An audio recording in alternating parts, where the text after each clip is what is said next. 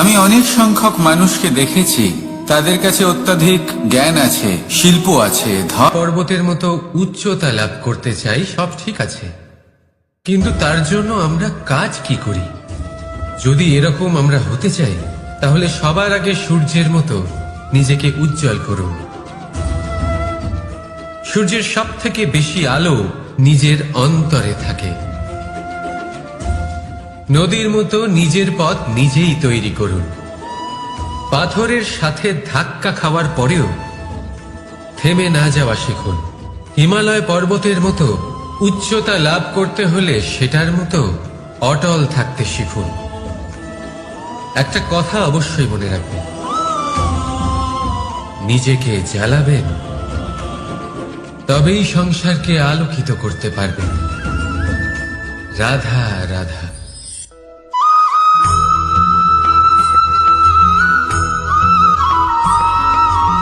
অনেক সময় আমরা জীবনে অনেক মানুষকে এমন বলতে শুনে থাকি যে আমি অসফল হয়েছি কারণ আমার সময় ভালো যাচ্ছিল না। আমি এই জিনিসটা লাভ করতে চাইছিলাম কিন্তু করতে পারলাম না কারণ আমার সময়টা ভালো যাচ্ছিল না। আমি আমার জীবনে ওই মহান কাজটা করতে চাইছিলাম কিন্তু করতে পারলাম না। কেন? কারণ আমার সময়টা ভালো যাচ্ছিল না। কিন্তু যে মুহূর্তে ভালো সময় আমার জীবনে আসবে, আমি সব কিছু প্রাপ্ত করব। এমন প্রায় প্রত্যেকেই বলেন। আসুন একটা কথা বোঝা যাক। একজন মালিকে দেখুন, সে প্রত্যেক দিন গাছের সেবা করে, তাকে জল দেয়, তার যত্ন আত্তি করে। কেন? প্রত্যেক দিন সেই গাছ ফল দেয় না। সঠিক সময় এলে তবেই সেই গাছ ফল দেয়, কিন্তু প্রত্যেক দিন মালি তার সেবা করে, তাকে যত্ন করে। শুধুমাত্র তখন করে না যখন সেই গাছ ফল দিতে সক্ষম। আর যদি মালি গাছের যত্ন প্রতিদিন না করে, তাহলে হয়তো সেই গাছ ফল দিতেই পারবে না। এটাই হলো আমাদের জন্য একটা শিক্ষা। যখন সময় আমাদের জন্য অপেক্ষা করে না, তখন আপনি সময়ের জন্য কেন অপেক্ষা করছেন? ভালো সময়ের জন্য অপেক্ষা করবেন না। ভালো এবং শুভ কর্ম দ্বারা ভালো সময়কে নিজের কাছে টেনে আনুন।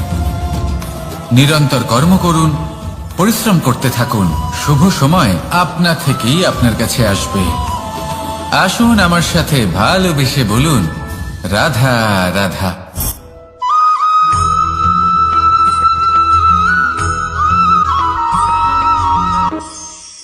প্রতীক্ষা, প্রয়াস, এই দুই জীবনের অভিন্ন অঙ্গ। দেখতে গেলে আমরা জীবনে কারোর না কারোর প্রতীক্ষা অবশ্যই করি। সে কোনো ব্যক্তি হোক বা সময় হোক বা কোনো ভাবনা, সবকিছুই হতে পারে। আর দেখতে গেলে সব সময় কেউ না কেউ কিছু প্রয়াসও করে চলেছে।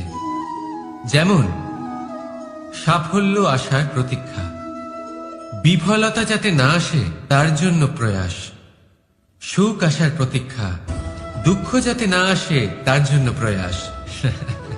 এবার প্রতীক্ষা আর প্রয়াসের মধ্যে এক ঘনিষ্ঠ সম্পর্ক রয়েছে, আর তা হলো যিনি প্রতীক্ষা করেন তিনি ঠিক তাই পান যা একজন প্রয়াস করা ব্যক্তি পেছনে ফেলে আসে। তাই প্রতীক্ষা নয়, প্রয়াস করুন। এই প্রয়াসের মধ্যেই সুখের চাবিকাঠি রয়েছে। রাধা রাধা।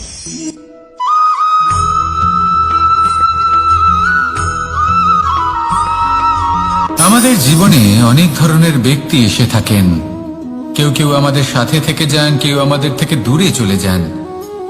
কেউ ভালো মানুষ হন, কেউ খারাপ মানুষ। কিন্তু আমরা সবসময় সেই সময়টাকে নিয়ে দুঃখ প্রকাশ করি যখন আমাদের জীবনে কোনো খারাপ ব্যক্তি প্রবেশ করেন। তারা আমাদের খারাপ অনুভূতি দেন, দুঃখ দেন, কষ্ট দেন। আমরা সবাই তাকে ভালো মন্দ কথা বলি। কিন্তু কেন?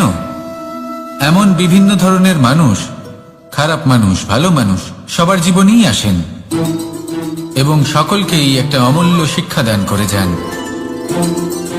এবার আপনি নিজেই ভেবে দেখুন, জীবনে যখন প্রথমবার আপনি আগুন স্পর্শ করেছিলেন, তখন আপনি একটা শিক্ষা লাভ করেছিলেন যে আমাকে আগুনের থেকে একটু দূরে থাকতে হবে। তারপর আস্তে আস্তে আপনি শিখলেন যে কিভাবে এই আগুনকে নিয়ন্ত্রণে রাখতে হবে।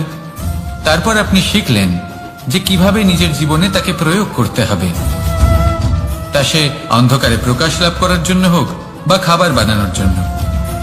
সেইভাবেই কোনো খারাপ ব্যক্তি যখন আপনার জীবনে আসে কোনো শিক্ষা দিয়ে যান, তার প্রতি কৃতজ্ঞ থাকুন। তার বিষয় খারাপ ভাবার বা খারাপ অনুভূতি নিয়ে থাকার কোনো প্রয়োজন নেই। সেই শিক্ষা লাভ করুন, ইতিবাচক মনোভাব নিয়ে জীবনের সামনে এগোতে থাকুন। কেউ নেই যিনি আপনাকে বাধা দিতে পারেন।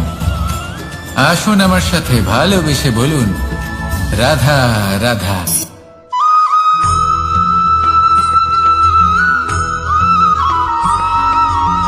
মানুষ কর্ম করেন। আমি বারংবার বলি যে ফলের আশা করবেন না।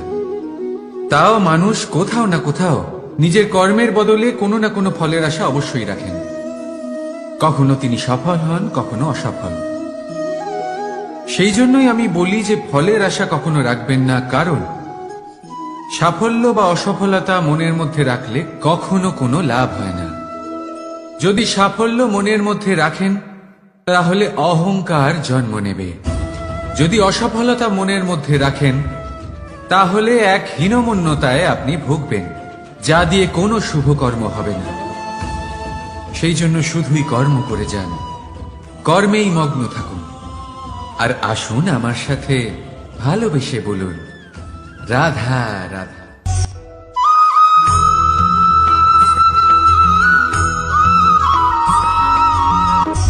বন্ধু আর শত্রু, প্রত্যেকের জীবনের একটা বড় অংশ এর উপরে নির্ভরশীল হয়ে থাকে। আপনার জীবনে সফলতা আর অসফলতাও এর উপরে নির্ভরশীল। কিন্তু এই বন্ধু এবং শত্রুদের খুঁজে পাওয়ার জন্য আপনাদের বাইরে যাওয়ার প্রয়োজন নেই, কারণ এরা স্বয়ং আপনার ভেতরেই আছে। আপনি যদি বিনম্র থাকেন, যদি আপনি নিরন্তর প্রয়াস করতে পারেন, তাহলে আপনার কোনো বন্ধুর প্রয়োজন নেই। যদি আপনার মধ্যে অহংকার থাকে, যদি প্রতি কথায় আপনার মধ্যে ক্রোধ উৎপন্ন হয়, তাহলে আপনার শত্রুর কোনো প্রয়োজনই নেই। নিজের অন্তরের এই বন্ধু ও শত্রুকে চিনুন, আর আমার সাথে ভালোবেসে বলুন, রাধা রাধা।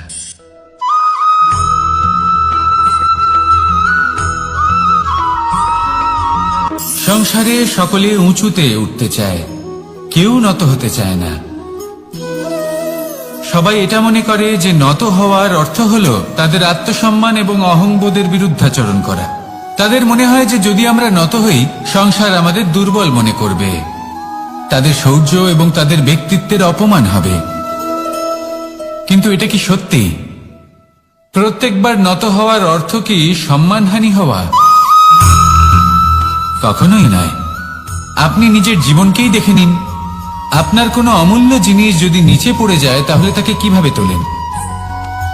সেই বস্তুকে তোলার জন্য আপনাকে নত হতেই হবে।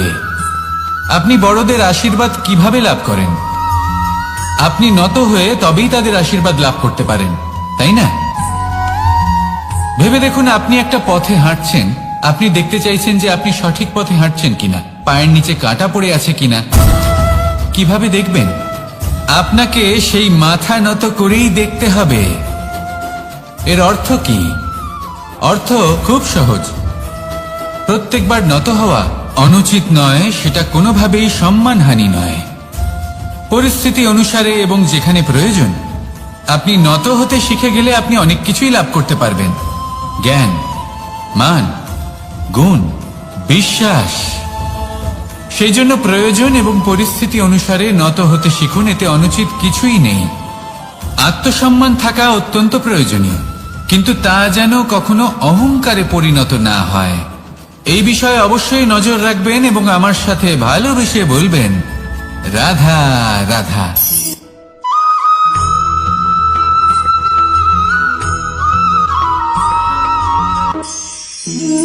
একে চিনতে পারলেন? একে কুঠার বলা হয়। আপনারা জীবনে কোথাও না কোথাও কোনো না কোনো রূপে এটা দেখেই থাকবেন। একটা ব্যাপার নিশ্চিত, এই কুঠার ছাড়া কোনো বৃক্ষকে কাটতে পারা সরল নয়। এবার আপনি কখনো এটা ভেবেছেন, এই কুঠার এর এই অংশ, এর মুখটাই যদি না থাকে তাহলে কি হবে? এ শুধুমাত্র কোনো বৃক্ষই নয়, তার কোনো ডালও কাটতে সক্ষম হবে না। এবারে ভাবুন, এই শুকনো কাঠের হাতল এ আমরা কোত্থেকে পেলাম? কোনো এক বৃক্ষ থেকে। সেই ডাল যাকে কেটে ফেলা হয়েছিল এক বৃক্ষকে কাটার জন্য, এই ডালই শস্ত্ররূপে প্রস্তুত। আমাদের জীবনে আমাদের প্রিয়জন, আমাদের আপনজন যখন সময় কখনো কখনো তাদের সঙ্গ না দেয়, যদি তারা দৈন্য দশায় থাকেন, তাহলে তাদের সঙ্গ কখনো ছাড়বেন না। ওনাদের প্রয়োজন শুধুমাত্র মনোবল। তা তাদের দিন। তাদের সাহায্য করা আপনার কর্তব্য। হয়তো তাদের সাথে থেকে আপনার কোনো লাভ হবে না, কিন্তু তাদের দূরে থাকাতে আপনার ক্ষতি অবশ্যই হতে পারে। সর্বদা সাহায্য করুন। সঠিক সময় আসলে তা আপনার সহায়ক অবশ্যই হবে। রাধা রাধা।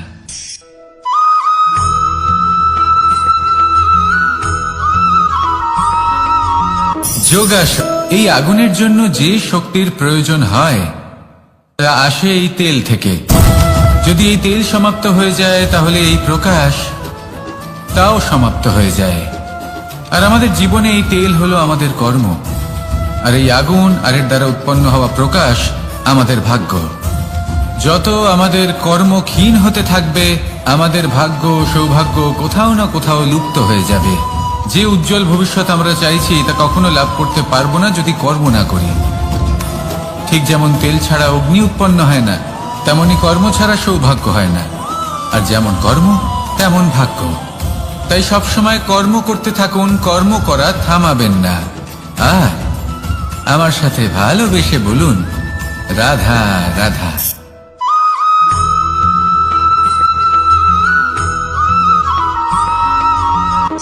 কোনো ব্যক্তির ব্যক্তিত্ব কিভাবে তৈরি হয়?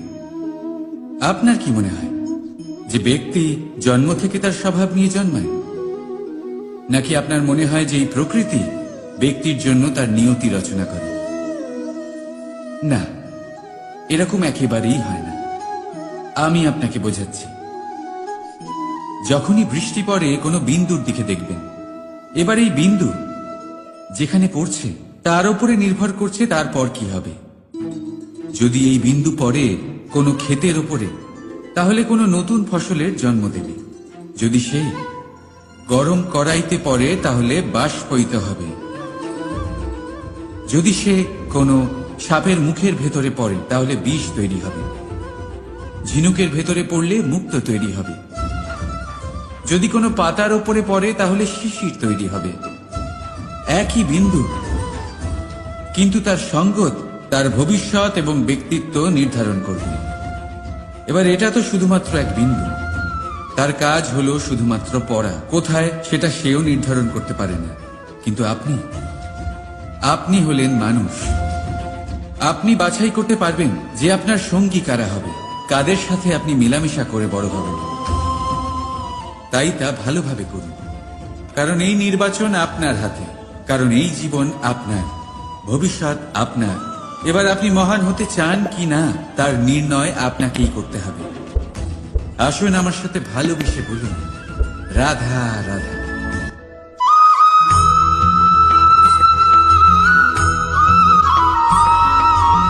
ভয়ের সাথে আমরা সবাই পরিচিত, কষ্ট আমরা সবাই পেয়েছি। কখনো কখনো আমরা অসুস্থ হয়ে পড়ি, আর এমন সময় হলে মাতার মমতা, কখনো বাবার স্নেহ, কখনো বন্ধুদের পাশে থাকার অনুভূতি আমাদের রোগ নিরাময়ে সাহায্য করে। কখনো যদি আমরা নিরাশ হয়ে পড়ি, তখন যদি আমাদের কোনো আপনজন আমাদের দুটো ভালো কথা বলে, তখন আমাদের মনোবল বেড়ে যায়। ঠিক তেমন সংসারের এই রঙ্গমঞ্চে যদি আপনি পীড়িত অনুভব করেন,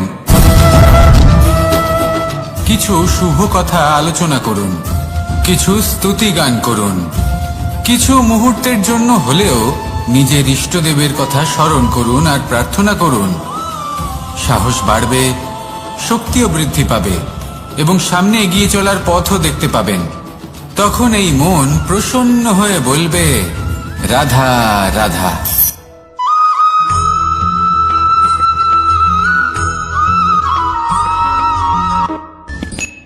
সূর্যের তাপ এতটাই প্রখর হয় তা সমস্ত বনস্পতিকে শুষ্ক করে দেয়। পুকুর হোক, নদী হোক, সরোবর হোক, সমস্ত শুষ্ক হয়ে যায়। কিন্তু আপনি কখনো শুনেছেন সূর্যের তাপে সমুদ্র শুকিয়ে গেছে? এমন কখনোই হয় না।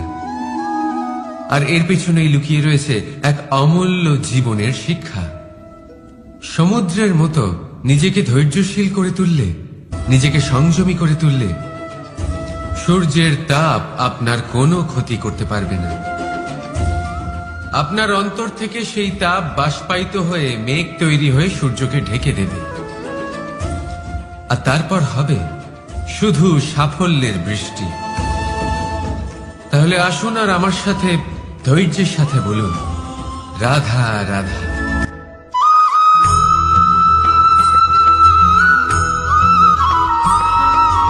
মানুষের জীবনে দুই ধরনের আবেগ থাকে যা চিরকাল তার সাথে বসবাস করে। প্রথম, স্বপ্ন। দ্বিতীয়, অজুহাত। মানুষ হাজার হাজার স্বপ্ন দেখতে পারে। আমাকে এই কাজ করতে হবে, আমাকে ওখানে ঘুরতে যেতে হবে, আমায় জীবনে এই অসম্ভব কাজ বাস্তবায়িত করে দেখাতে হবে, আদি ইত্যাদি। এবার ঠিক যেমন স্বপ্ন দেখেন সেইভাবে অজুহাতও খুঁজে নিয়ে আসেন। আমি এই স্বপ্ন পূরণ করতে পারলাম না, কারণ আমাকে কেউ সাহায্যই করল না, কারণ আমি দুর্বল হয়ে পড়েছিলাম, কারণ আমার কাছে সময়ই ছিল না, আদি ইত্যাদি। এবার সাফল্য এবং অসফলতার মাঝখানে এই ধরনের সংঘর্ষ হতে থাকে। সাফল্য তখন লাভ করা সম্ভব যখন আপনার স্বপ্ন আপনার অজুহাতের থেকে অনেক বড় হয়, আর অসফলতা তখন পাবেন যখন আপনার অজুহাত আপনার স্বপ্নের থেকে অনেক বড় হয়। আপনি যদি সাফল্য লাভ করতে চান তাহলে চেষ্টা করতে থাকুন, পরিশ্রম করুন। যদি অসফল হন তাহলে ভয়ভীত হওয়ার কোনো প্রয়োজন নেই। নিজের ভুল বুঝুন, তাকে শুধরে নিন, আবার চেষ্টা করুন। কিন্তু যদি নিজের জীবনে অজুহাত নিয়ে আসেন তখন স্বপ্ন কখনো পূরণ হবে না। আসুন আমার সাথে ভালোবেসে বলুন, রাধা রাধা।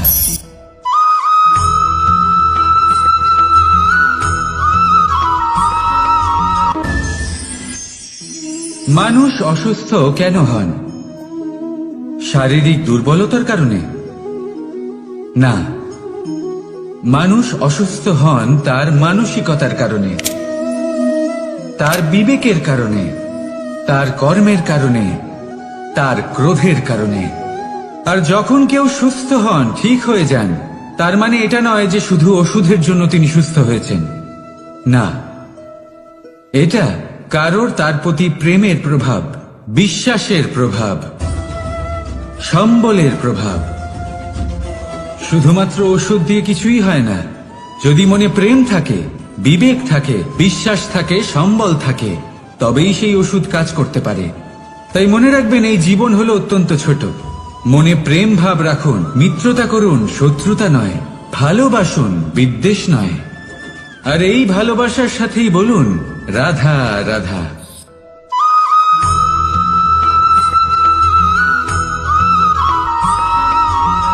জীবন কিসের উপর নির্ভরশীল? ধনের ওপর, বৈভবের ওপর, নিঃশ্বাসের ওপর? না, এই জীবন নির্ভরশীল বিশ্বাসের ওপর। বিশ্বাস নিজের ওপর, বিশ্বাস আমাদের আপনজনের ওপর। কিন্তু যখন এই বিশ্বাস ভেঙে যায় তখন মানুষের মনও ভেঙে যায়, আর তারপর সে অন্য কিছু করতেই পারে না। তখন কি করা যেতে পারে? 3টে কাজ আছে যা আপনি করতে পারেন। প্রথম, ভালোবাসা। যাকে আপনি ভালোবাসেন, যারা আপনাকে ভালোবাসে, ভুল যারই হোক না কেন, তার কাছে ক্ষমা চাইতে কখনোই সংকোচ বোধ করবেন না। দ্বিতীয় হলো বিশ্বাস। যারা আপনাকে ভালোবাসেন, আপনাকে বিশ্বাস করেন, তাদের বিশ্বাস কখনো ভাঙবেন না। তৃতীয় হলো আশা। যারা আপনাকে ভালোবাসেন, আপনাকে বিশ্বাস করেন, তাদের আশা আপনার সাথে জড়িত। তাদের থেকে কখনো কিচ্ছু লুকোবেন না। এই 3টে কাজ করুন আর এই জীবন সুপ্রসন্ন হয়ে বলবে, রাধা রাধা।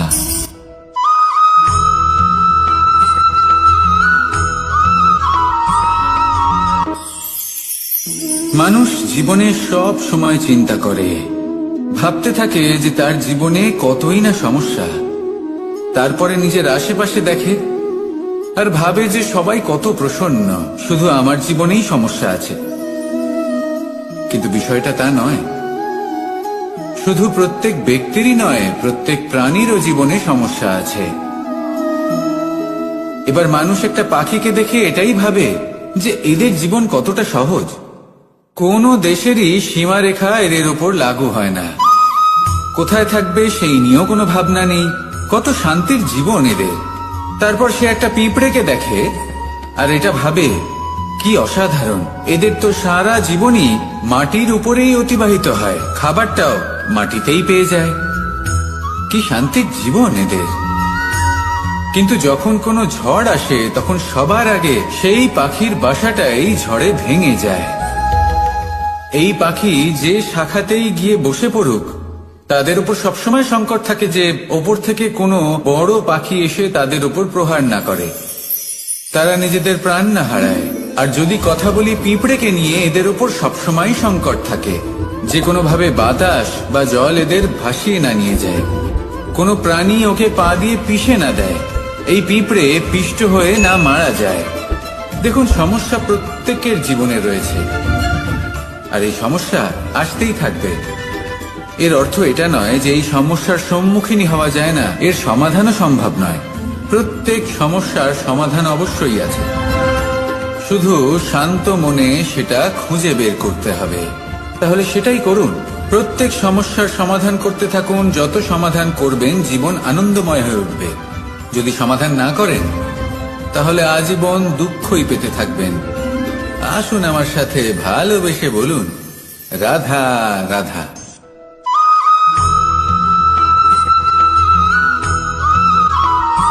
প্রেম হলো এই সংসারের সব থেকে বড় ঢাল এবং সব থেকে বড় অস্ত্র। এই প্রেম ছাড়া না কোনো ন্যায় হয় আর না কোনো শাস্ত্র, না জীবন আছে আর না অন্ত। এবার যদি এই প্রেম মনের মধ্যে বাস করতে শুরু করে তাহলে কখনো কোনো সমস্যাই হবে না, আর যদি হয়েও থাকে তাহলে তা স্থায়ী হবে না। এই প্রেম কি না করতে পারে? এই প্রেম সমস্ত সমস্যা মিটিয়ে ফেলতে পারে, আপনার মনের মধ্যে অহংকারকেও বিনাশ করে দিতে পারে, আপনাকে সাক্ষাৎ ঈশ্বরের সাথে দেখা করাতে পারে। তাই প্রেমের দ্বারা প্রয়াস করতে থাকুন। এই সংসারের প্রত্যেক মানুষকে, প্রত্যেক বস্তুকে, প্রত্যেক জীব জন্তুকে ভালোবাসবেন।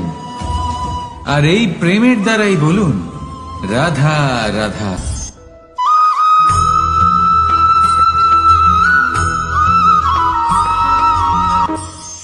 মানুষ এক অত্যন্ত বিচিত্র প্রাণী।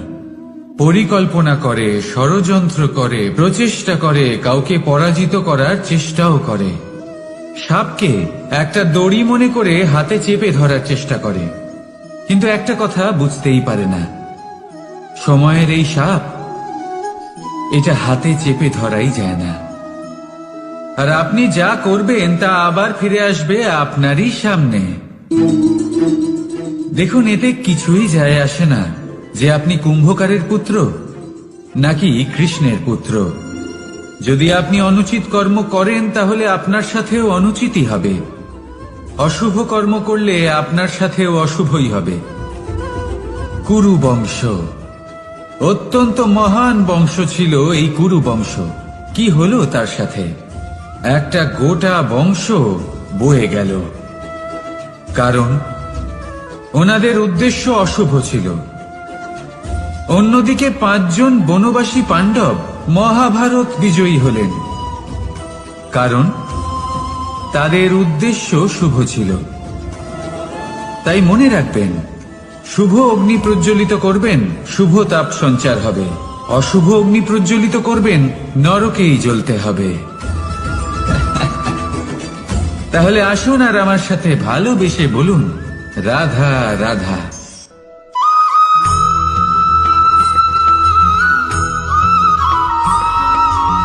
প্রেম এই সংসারে এসেছিল এই সংসারকে প্রেমের শিক্ষা দেওয়ার জন্য, এই জীবনের সুখের অনুভূতি আসলে কি তা শেখানোর জন্য। কিন্তু যদি সত্যি কথা বলি, তো আমি নিজেই প্রতিদিন প্রেমের নতুন নতুন স্বরূপ দেখতে পাই। প্রেমের একটা নতুন অনুভূতি প্রত্যেক নতুন দিনে। আর তার কারণ হলো এই প্রেম অনন্ত, এ হলো দৈব। প্রেম হলো এই সংসারের সব থেকে বড় ঢাল এবং সব থেকে বড় অস্ত্র। এই প্রেম ছাড়া না কোনো ন্যায় হয় আর না কোনো শাস্ত্র, না জীবন আছে আর না অন্ত। এবার যদি এই প্রেম মনের মধ্যে বাস করতে শুরু করে, তাহলে কখনো কোনো সমস্যাই হবে না। আর যদি হয়েও থাকে, তাহলে তা স্থায়ী হবে না। এই প্রেম কি না করতে পারে? এই প্রেম সমস্ত সমস্যা মিটিয়ে ফেলতে পারে। আপনার মনের মধ্যে অহংকারকেও বিনাশ করে দিতে পারে।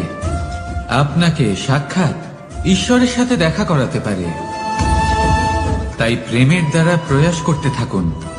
এই সংসারের প্রত্যেক মানুষকে, প্রত্যেক বস্তুকে, প্রত্যেক জীব জন্তুকে ভালোবাসবেন। আর এই প্রেমের দ্বারাই বলুন, রাধা রাধা।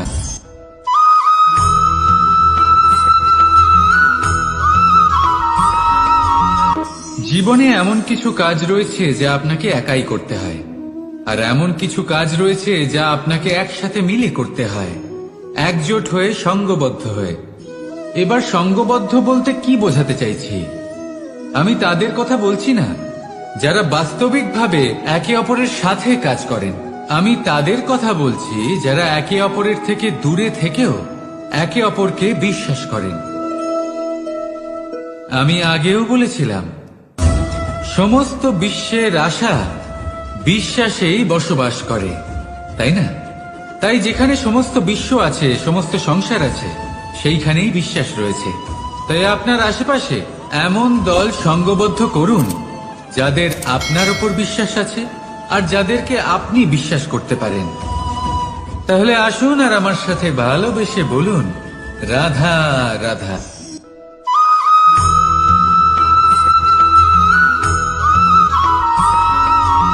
আমরা যে মানুষকে চাই, যাকে আমরা ভালোবাসি, তাকে একটা উপহার অবশ্যই দিতে চাই। এমন এক উপহার যা ওনার ভালো লাগবে, যা শ্রেষ্ঠ হবে, অতি প্রিয় হবে, বহুমূল্য হবে, বা বলতে পারেন মূল্যবান হবে। তাই আমরা কি করি? আমরা বাজারে যাই, তার জন্য স্বর্ণ, আভূষণ, হিরে, মুক্ত এইসব নিয়ে আসি। কিন্তু এটাই কি সর্বশ্রেষ্ঠ উপহার? কখনোই না। সর্বশ্রেষ্ঠ উপহার হলো স্বাধীনতা। তাকে নিজের মনের মতো বাঁচার স্বাধীনতা।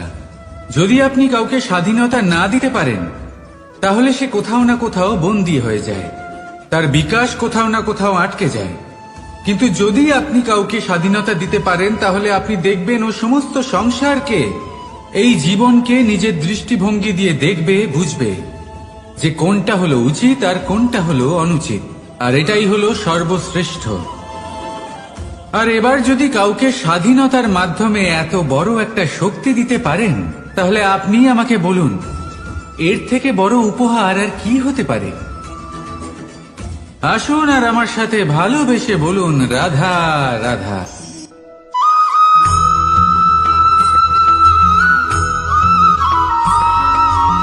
পিতা আর পুত্রের সম্পর্ক অত্যন্ত মধুর হয়ে থাকে।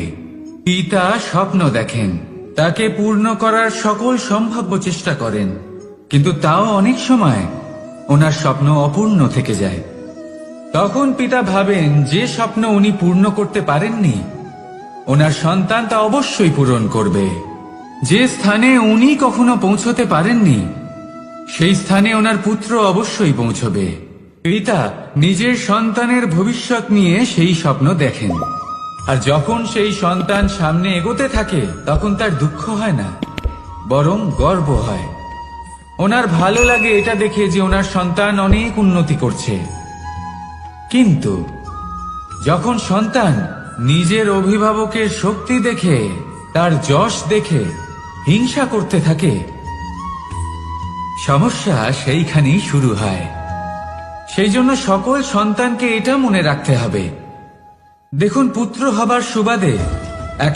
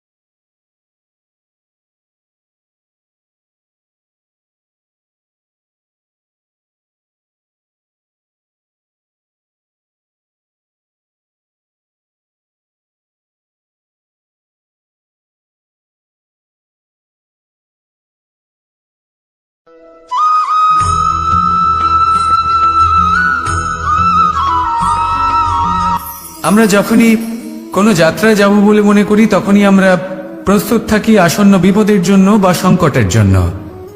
যেমন যদি আমাদের মনে হয় যে আজকের পরিবেশ খুব ঠান্ডা হবে, তাহলে আমরা গরম বস্ত্র ধারণ করি বা সেটাকে সাথে নিয়ে যাই। যদি মনে হয় যে বৃষ্টি হতে পারে বা বৃষ্টি হয়ে চলেছে আমরা দেখছি, তাহলে আমরা একটা ছাতা সাথে নিয়ে নিই।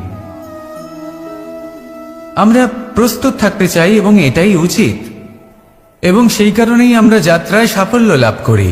কিন্তু যদি আমরা কথা বলি জীবনযাত্রা নিয়ে, যা কিনা সব থেকে বেশি গুরুত্বপূর্ণ, তাহলে তার জন্য আমরা পূর্ণরূপে প্রস্তুত থাকি না।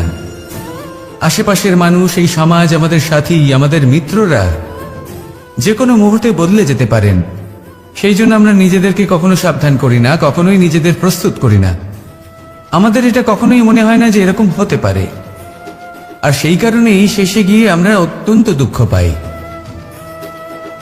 একটা অমূল্য শিক্ষা আছে যেটা আমাদের লাভ করা উচিত, সতর্ক থাকা উচিত। এই জীবনযাত্রার জন্য শুধুমাত্র এই পরিবেশের বিষয়ে তথ্য সংগ্রহ করা বা তাকে অনুমান করা এটুকু হলেই চলবে না। আমাদের আশেপাশের মানুষজনকে দেখতে হবে, তাদের স্বভাব পরিস্থিতির ওপর নজর রাখতে হবে। যখন তারা রং পাল্টাচ্ছেন নজর রাখতে হবে, তা অত্যন্ত আবশ্যক। পরিবর্তন আপনার জীবনে অবশ্যম্ভাবী, সঠিকভাবে তার সম্মুখীন হন। আসুন আমার সাথে ভালোবেসে বলুন, রাধা রাধা।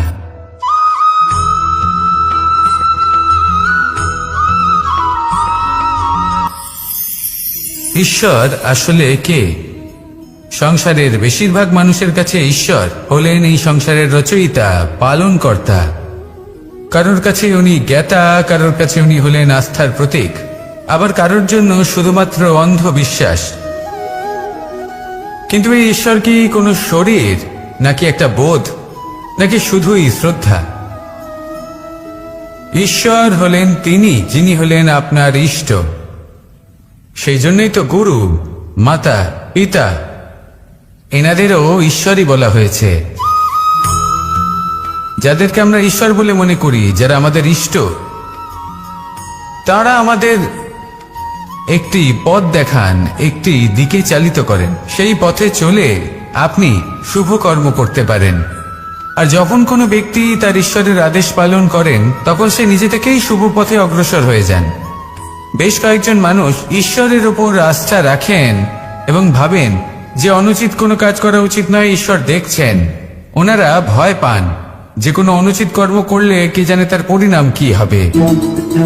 এমন অনেক ব্যক্তি রয়েছেন যারা ঈশ্বরকে বিশ্বাস করেন এবং জানেন যে ঈশ্বর তাদেরকে দেখছেন, তাই যে যে শুভকর্ম ওনারা করেছেন তার ফল তারা অবশ্যই পাবেন। এবার আপনি ভয় পেয়ে ঈশ্বরকে বিশ্বাস করবেন নাকি বিশ্বাসের দ্বারা ঈশ্বরকে বিশ্বাস করবেন, সেই সিদ্ধান্ত আপনারই। কিন্তু হ্যাঁ, যদি আপনার মনে ঈশ্বরের জন্য কোনো স্থান থাকে, যদি আপনার কোনো ইষ্ট থাকেন, যদি আপনি কাউকে ঈশ্বর মনে করেন, যার প্রত্যেক আদেশ আপনি পালন করে থাকেন, তাহলে বলি ঈশ্বর কখনো আপনাকে অনুচিত পথে চালিত করবেন না। আসুন আমার সাথে ভালোবেসে বলুন, রাধা রাধা।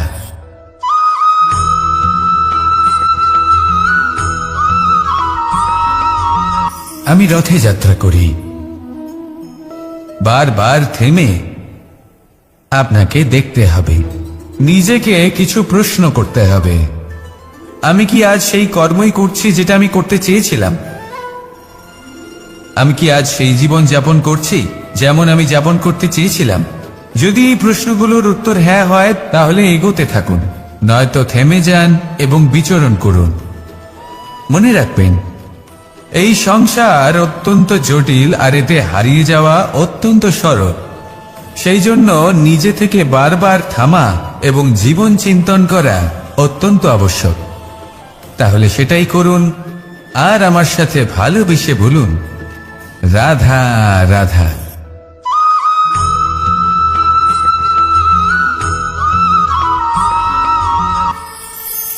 কথায় আছে যে স্বপ্ন এবং লক্ষ্য হলো একটি মুদ্রারই দুটি দিক।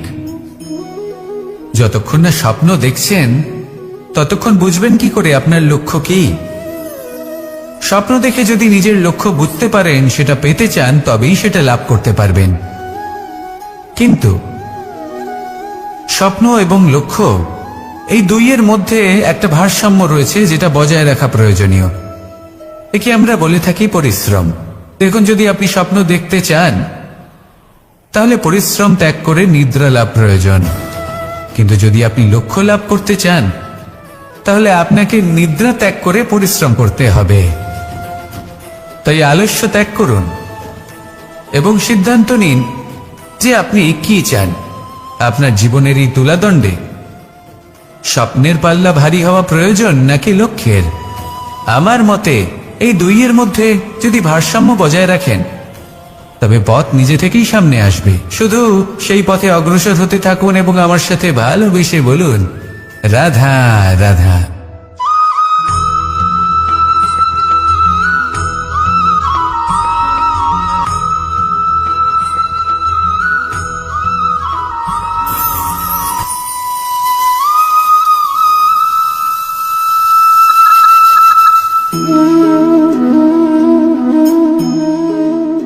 মোহনের বাঁশির এই সুর, এই সঙ্গীত কার না পছন্দ হয়?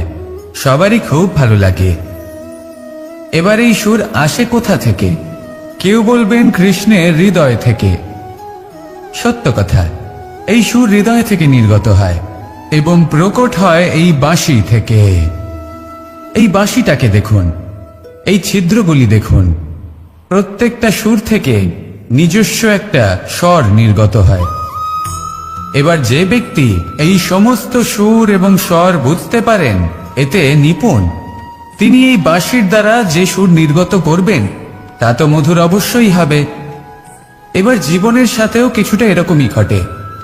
জীবনের কিছু নীতি থাকে, অর্থ, কুটুম্ব এবং আধ্যাত্মিক। যদি জীবনের প্রত্যেকটা মুহূর্ত সুখময় হয় এরকম আপনি চান, তাহলে এই তিনটি নীতিতে আপনাকে নিপুণ হতে হবে। কোনো একটি বিশেষ নীতির প্রতি যদি আপনি বেশি ঝুঁকে পড়েন, তাহলে বাকি দুই নীতি থেকে যা সুখ লাভ করা সম্ভব তা পারবেন না। ধন অর্জন করতে হবে পরিবারের জন্য, পরিবারের সুখ মনের শান্তির জন্য। মনে শান্তির প্রয়োজন, মনে